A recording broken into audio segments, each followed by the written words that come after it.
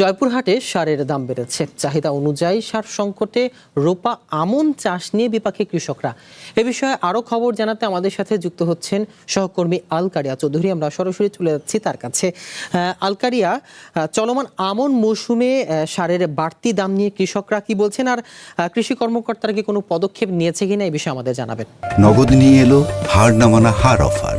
সর্বনিম্ন 10,000 টাকা রেমিটেন্স নগদে পাঠালে থাকছে স্বর্ণের হার জেতার সুযোগ। কৃষি নির্ভরশীল জেলা হিসেবে উত্তরের জেলা জয়পুরহাট সারা দেশব্যাপী একটা ব্যাপক পরিচিতি রয়েছে।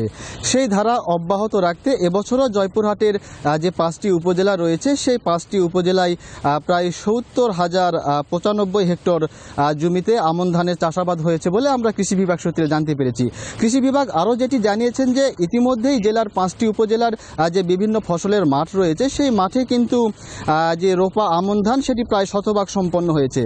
তো এ বিষয়ে আমরা স্থানীয় যে কৃষক রয়েছে আমরা তাদের সঙ্গে কথা বলেছি। কৃষকরা যেটি জানিয়েছেন যে ইতিমধ্যেই কিন্তু তাদের যে রোপা আমন ধান সেটি কিন্তু তারা সম্পন্ন করছেন। এখন চলছে জমিতে পরিচর্যার কাজ, যেটি আগাছা পরিষ্কার এবং জমিতে সার এবং কীটনাশক প্রয়োগ।